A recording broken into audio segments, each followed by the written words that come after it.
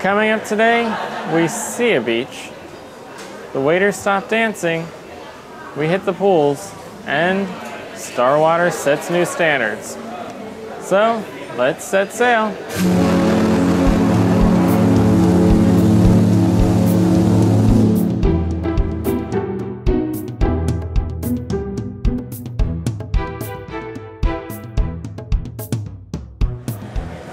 Welcome to day 6 of the cruise view from on board the Quantum of the Seas inaugural sailing. Once again, I'm Picone, and before we get into today's activities, just wanted to take a moment to discuss something that I forgot to mention yesterday that I'm sure many people are going to be commenting on wanting to know about, and that is the Thanksgiving dinner. So yesterday I ate in American Icon Grill, which has been featuring Thanksgiving dinner as an official entree for the entire sailing, as well as the maiden transatlantic and everything up to this point. Whether that will continue next week or not, I'm not sure, but it was always on that menu. I can also say that I heard it was on all the other menus. So whether you went to American Icon, Chic, the Grand, or even Silk, you could get that Thanksgiving dinner entree option. Now I'm sure American Icon Grill had a better taste to it since they've been producing it for the past month, but it was still available in every venue regardless of where you chose to dine last night. And in addition to that, they also had a pumpkin pie dessert that was not on the menu any of the nights in any of the venues, so that was a specialty just for Thanksgiving specifically. And that was, unlike previous sailings, not a piece of pumpkin pie. It was actually an entire individual pumpkin pie for each person, and it was very good. So they definitely put a little extra detail in it, gave that little special touch that they've been talking about with dynamic dining. They didn't just throw out a generic slice of pie like they would have in the past. So even these normal items are getting that extra dose of attention that they've been discussing.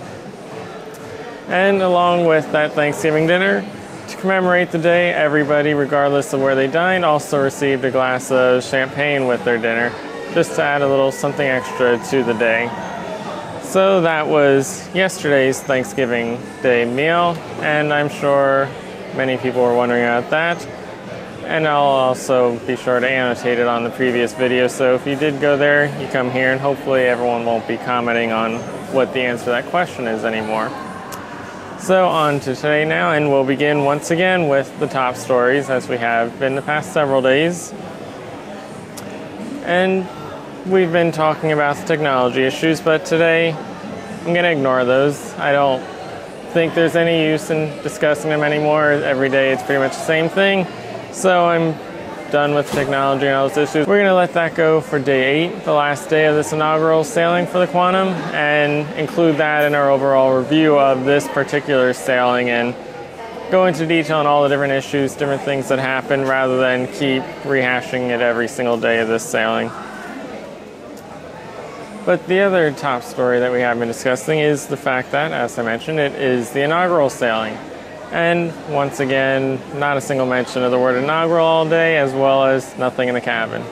So it's another non-inaugural day of this inaugural sailing.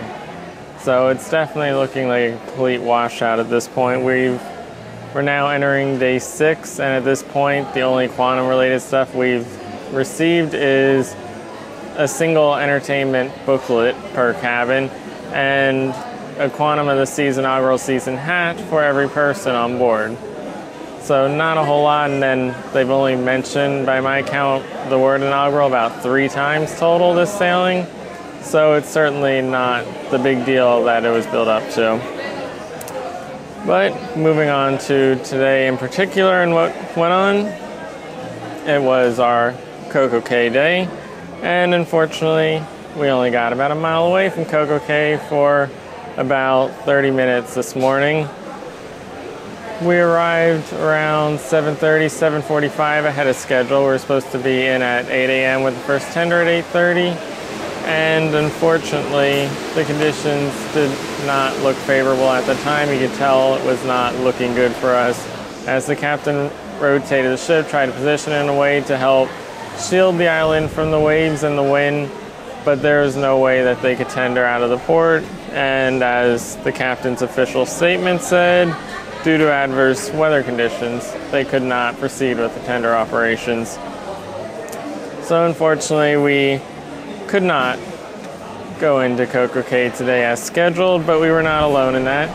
Along with us the entire time was the MSC Divina, who pulled in right alongside of us and basically went through the exact same maneuvers trying to dock, or not dock, but tender at Great Stirrup Cay, right next door to CocoCay, and it was my first time even seeing CocoCay, so I certainly did not expect them to be that close together.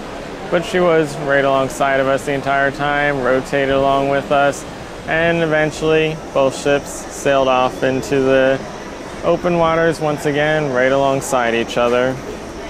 And the captain did say that they looked at a few other options, but the only options that are available between CocoCay and Bayonne were the ports of Charleston or Bermuda. Bermuda, of course, Quantum can't fit, the whole reason she's headed to China, and Charleston as well, they say she cannot fit in, so it will be direct to Bayonne at this point, with now 3 sea days rather than 2. Along the way though, we did once again pass Castaway Cay, now on the opposite side of Castaway Cay, and we could see the Disney Fantasy off in the distance. So that was one bright point to the fact that we sailed on. Doesn't make up for the whole thing, but it is something that came out of it.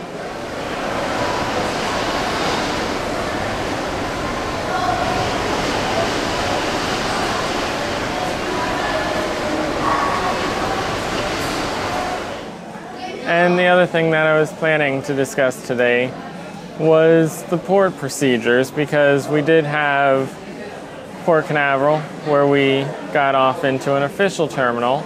We departed the ship through Deck 5 using an official gangway, used x-ray machines down in the port. We checked in and out of the ship at the top of the gangway on the ship, right where you go out to the emergency deck after lifeboat deck. And then we had our second day in Nassau, Bahamas, which was an official port day, where we got off on deck number 3. And today was supposed to be a tender day, so it would have given that 3 different types of ports to compare. Unfortunately, we don't have the tendering, but I can still talk about the first 2 as I already did the first. The second, with Nassau, was the first time anyone had ever disembarked the Quantum of the Seas at a port of call. And it wasn't the first port of call, but as I mentioned, Port Canaveral was a terminal, so this was the first time it was a true gangway off the ship down on deck 3, not some fancy sky bridge as every other port up to this point has had. And that meant that for the first time, people got to see just how the Quantum of the Seas was going to handle this. And this is something I have never seen Royal Caribbean mention before anywhere in their press releases and their lead up to Quantum of the Seas. So it was a real surprise that they completely redid the process once again. We all know with the Oasis, they said no more tendering, only official ports, and every port of call needed to have modulars set up that could accommodate all the security checkpoints, everything, so that you could more efficiently get everybody onto the ship. Well, with Quantum, they want more variety of ports, smaller ports. They can't put that burden on all the ports, but they still wanted that efficiency. So what they've actually done is the Quantum, just like Oasis, will only ever dock at an official port that must use a gangway on her starboard side. And in that area, they, in both the forward and aft elevator lobbies, they've built that entire modular right into the ship. So you go down the stairs, you enter the area, and it's a massive room, much larger than I was expecting. And of course, I wasn't expecting anything because there was no mention of it, but certainly larger than I would have expected such a facility to be on board a ship. And they have multiple scanner areas set up for you to go through. They have multiple people lined up with the checkpoints for you to scan your SeaPass card to get on and off the ship. Pretty much the entire security process takes place in this one giant room, just like it would have in the modular. And even though we're in Nassau, which had those modulars that the Oasis uses, we did use the one on board the Quantum instead. And it was just as efficient, if not slightly more efficient, as you did get on the ship right away. You didn't have that modular to go through, wait in line, get in there, then you wait in line to get in the ship. It was straight into the ship and you're done with. So it was actually even more efficient than the Oasis process, and it was a real surprise I don't think anyone saw coming. And we'll see where they take that in the future, as I'm sure they're looking at this now for Oasis 3 and 4, and maybe those modulars will eventually go away. Not sure 1 and 2 can actually be retrofitted with it, but at least the new ones could. And then going on to the weather, since we were stuck at sea once again, we did have at least somewhat decent weather. We had a sunrise this morning at 6:38 a.m. leading up to our CocoCay arrival.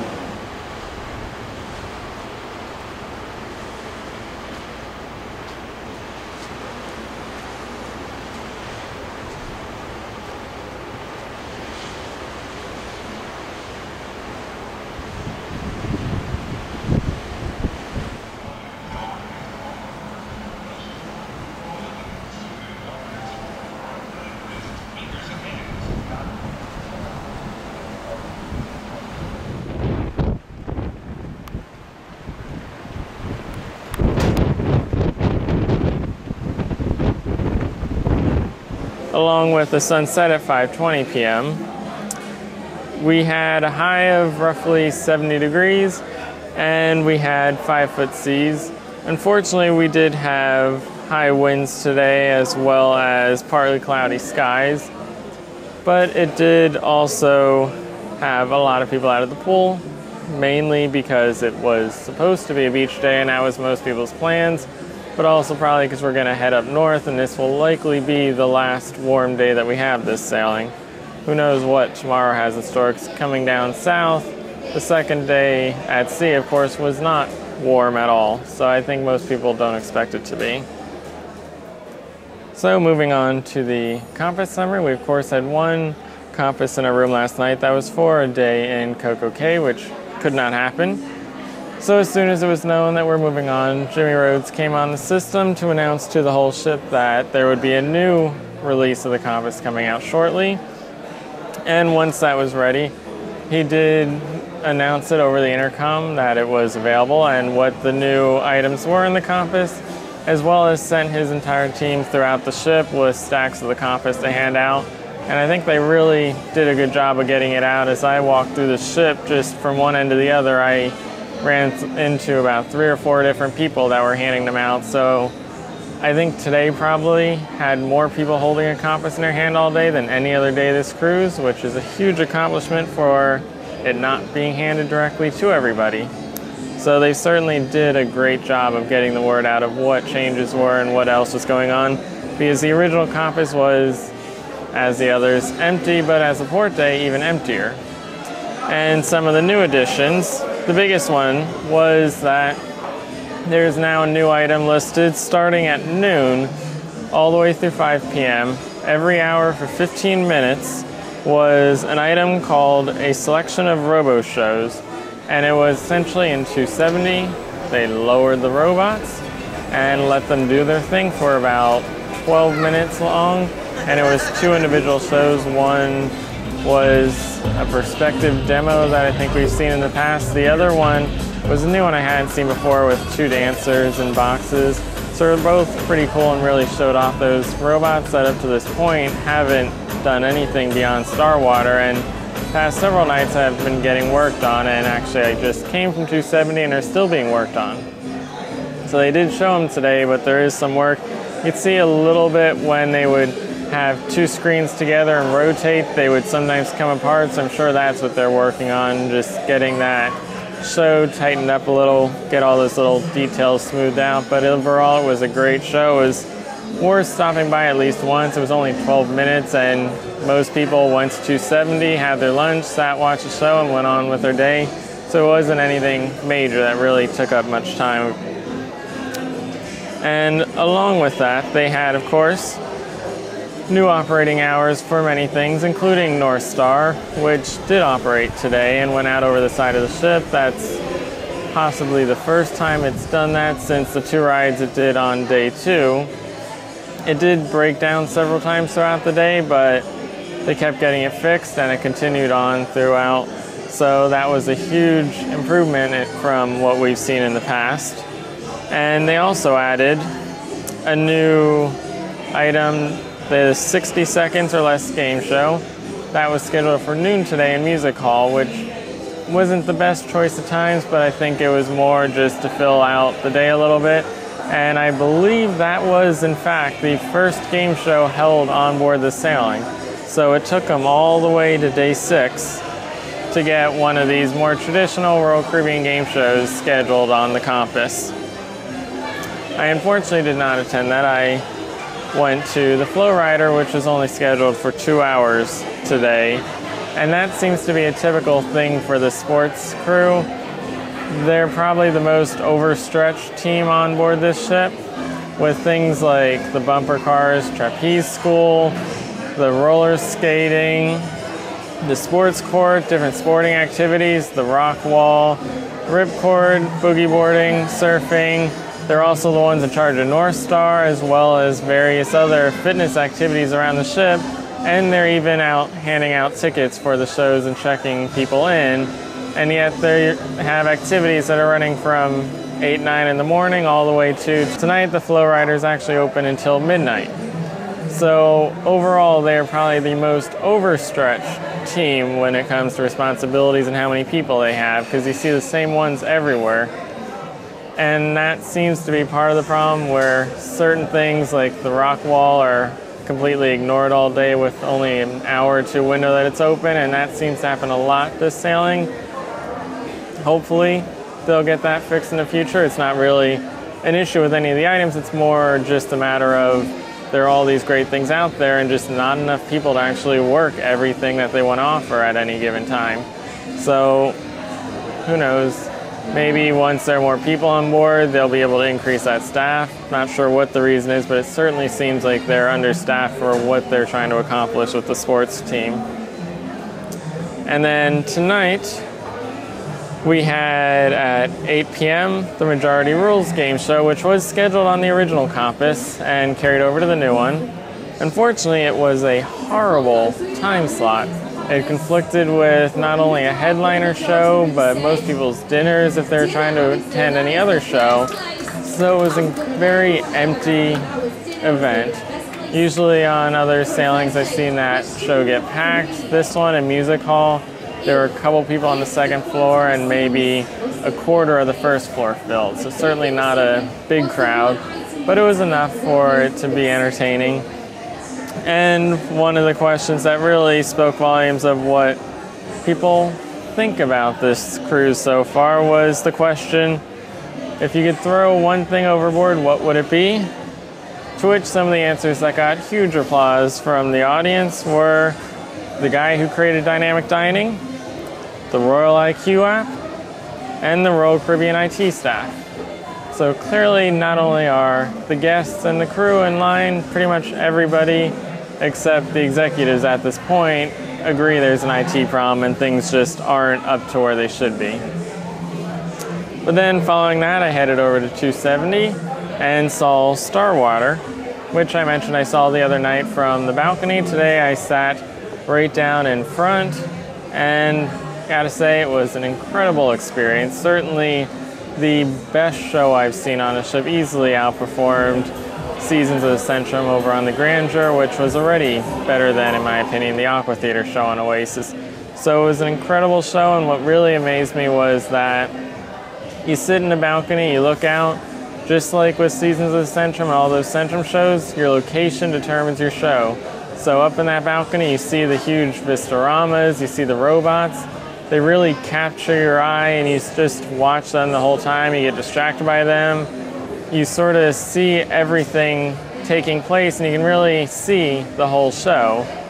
But you don't really appreciate the dancers. You kind of lose them with all this technology going on.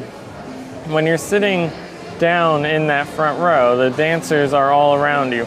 Your field of vision is completely filled by those Vistoramas, so you sort of lose them. They kind of just fade into the background. You really don't even realize there's robots and all these other things flying around because they're just the entire space surrounding you. And on top of that, you've got dancers in front of you, dancers on the sides of you. You've got airless above you, and they basically take the entire focus. So while you're looking at them, everything else fades away.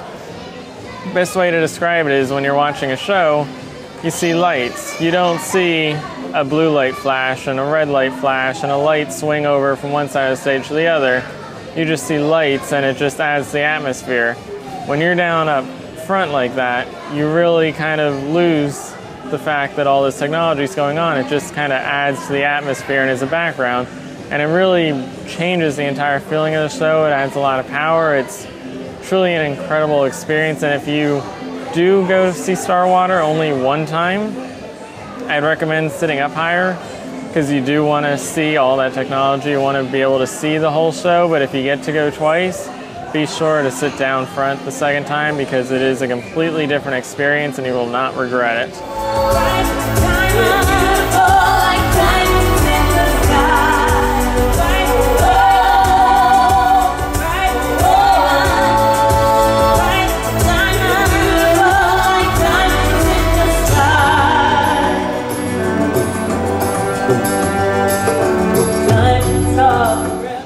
And then tonight, following that, the ship's a little bit noisy out here. It's coming from Boleros, but overall it's actually pretty quiet. There's not anything going on in 270.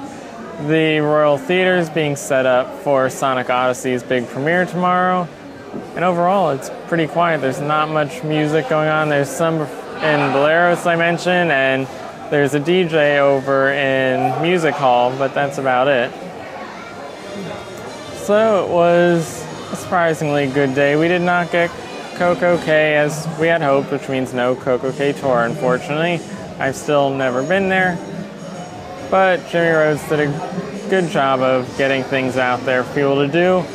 Surprisingly, I did not really hear people complaining about the fact that we didn't go. I'm not sure if people are finally done with complaining. They've had so much to complain about at this point, or if people just looked out the window and saw there truly was no way we could have done that and figure there's nothing to really complain about. It's not like the captain could have done anything differently to get us there. So, overall, good day. And moving on to the Daily Dine, we're going to continue our casual port days, even though we didn't actually get to go to port, by visiting Johnny Rockets.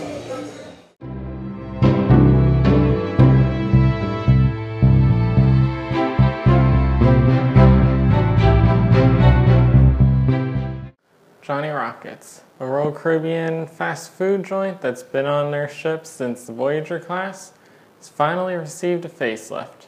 On board the Quantum class, instead of the traditional fast food, classic style eatery where you enter and the waiters all sing a song, put on a little dance, and give you smiley face ketchup plates with your french fries, it is now a full service fast food restaurant. No longer is there a cover charge. Instead, you now have a la carte pricing for all the items on the menu. You simply go up, place your order, get charged for the individual items that you want, and then receive a pager so that you can go back to your table and wait for your food to be ready. Once it is ready, it's then served to you wrapped up and in a bag so that you can take it to go wherever you want on the ship. I haven't eaten at the new Johnny Rockets yet, but overall it's been very empty. Some of it could have been the weather. The Johnny Rockets is entirely outside, which makes it rather difficult to get to if it's cold or rainy, because that does come right into where you have to sit and eat. So that may be contributing to it, but it doesn't seem like it is as big a hit as the old Johnny Rockets. I've been visiting Johnny Rockets the past couple sailings. It's been an option. Not sure I'm going to do it this time. The pricing change is nice, but at the same time it kind of changes it to, do you really want to sit and have fast food? It was different when you were being served, and I think that's the key thing here, because the pricing is, in my opinion, much better than the old one, but you're buying fast food and not really worth it. So I'll probably mention if I go to Johnny Rockets later in the sailing, but at this point I don't think I will be. But to go along with Johnny Rockets, which was located right by the pool deck, is more of those sunny days with the outdoor pool area.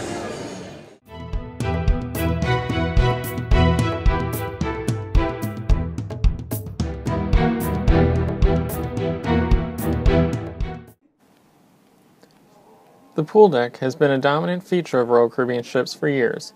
With each new class, it has expanded from 2 to 3 and even 4 sections. On the Quantum class, the outdoor pool deck, thanks to the other pool areas, was shrunk down to just 2 areas.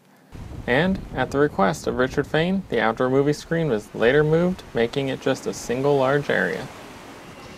The forward section is a traditional main pool setup centered around a large pool with a depth of 5 feet 4 inches and a larger than usual waiting area surrounding it that allows for the addition of chairs in the water. At the very forward end of this area, to either side of the pool, are the outdoor area's whirlpools. Hanging from deck 15 on the starboard side, the ship's outdoor movie screen overlooks the main pool area, showing music videos, sports games, and movies throughout the day and night. The aft section of the outdoor pool area is then the DreamWorks H2O zone, an area dedicated to the kids on board. Like the previous incarnations of it on board the Freedom class and the Oasis class, it features a lazy donut, as well as a wading pool for small children to play in. Unlike the other H2O zones though, instead of having an actual pool attached to the waiting area, the Quantum's H2O zone features a zero-entry pool that resembles a beach, all the way down to the waves generated by the first wave machine at sea. While in warmer weather, the port side of Deck 15 features a bandstand between the 2 pools, allowing for live bands and DJs to perform. At the very forward end of the area is then the traditional Sky Bar, that, like the other bars on board, features its own pool-style menu. And of course, that was the big area today. Mentioned yesterday it had its largest crowd with the Thanksgiving parade on, but it was still rather empty, a lot of people clothed. Today it was packed, the entire bottom was filled for the first time, most of the top was filled. It wasn't packed completely, there were still plenty of empty seats, but it was full for once, and that's a good thing. So far, the pools have, in general, been very empty. I don't know if people just aren't interested in the pools or what's going on, but not many people have used them. Today, with people, of course, expecting a beach day, I think that changed a little bit, and that's why we saw more out there. But the ship easily handled those levels of people. And, of course, as I mentioned earlier, it was a decent day after all. So now we are continuing our journey north a little earlier and quicker than we had originally planned for, but we're now headed back, and tomorrow will be another sea day. So once again, I am Picone, and stay tuned for whatever is to come. Check out the links.